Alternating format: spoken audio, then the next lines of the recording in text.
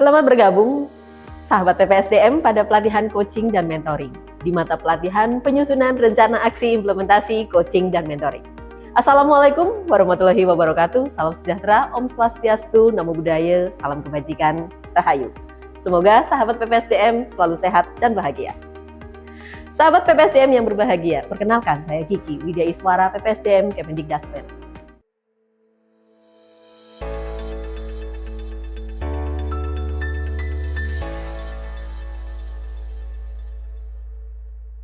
Mata pelatihan penyusunan rencana aksi merupakan salah satu mata pelatihan pada pelatihan coaching dan mentoring.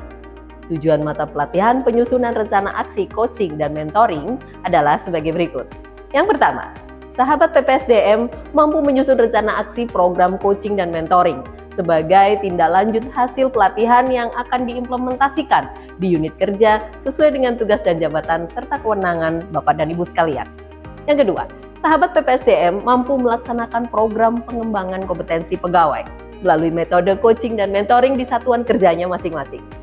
Sementara itu, manfaat penyusunan rencana aksi pelatihan coaching dan mentoring adalah: pertama, sebagai sarana implementasi kompetensi yang sudah diperoleh selama pelatihan teknis coaching dan mentoring. Kedua, menjadi dasar dalam implementasi kegiatan yang telah tertuang dalam penyusunan rencana aksi pada pelatihan teknis coaching dan mentoring. Yang ketiga, memberikan acuan yang lebih akurat sehingga menghindari kesalahan yang mungkin terjadi pada saat implementasi kegiatan. Sedangkan yang terakhir, yaitu yang keempat, tersedianya acuan dalam penyusunan dan implementasi di satuan kerjanya masing-masing. Apa dan mengapa penyusunan rencana aksi coaching dan mentoring ini perlu kita lakukan? Penyusunan rencana aksi pelatihan coaching dan mentoring merupakan sebuah rencana kerja yang dibuat secara individual oleh para peserta pelatihan coaching dan mentoring. Rencana aksi berisi tentang rencana implementasi pengembangan kompetensi staf atau pegawai di satuan kerja peserta yang akan dilaksanakan melalui metode coaching dan mentoring. Penyusunan rencana aksi dilaksanakan menjelang akhir pelatihan setelah peserta menyelesaikan seluruh materi pelatihan. Implementasi rencana aksi adalah kegiatan yang dilaksanakan oleh peserta pelatihan di satuan kerjanya masing-masing sebagai tindak lanjut dari hasil pelatihan yang telah diikuti dan dilaksanakan di satuan kerjanya masing-masing oleh para peserta pelatihan bersama-sama dengan mentee atau coachee masing-masing. Sasaran dari implementasi coaching dan mentoring adalah staf atau pegawai yang merupakan bawahan atau anggota tim dari peserta pelatihan. Diharapkan pelaksanaan coaching dan mentoring dilaksanakan sesuai dengan rencana aksi yang telah disusun, sehingga nantinya akan menjadi terarah dan terukur. Sahabat PPSDM yang berbahagia, mengapa rencana aksi program coaching dan mentoring harus kita susun? Mari kita simak dan cermati slide berikut ini.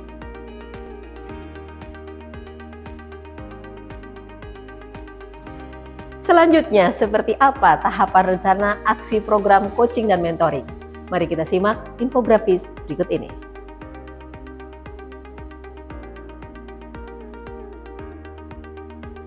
Sahabat PPSDM yang berbahagia, selanjutnya mari kita simak proses penyusunan rencana aksi coaching dan mentoring pada infografis berikut ini.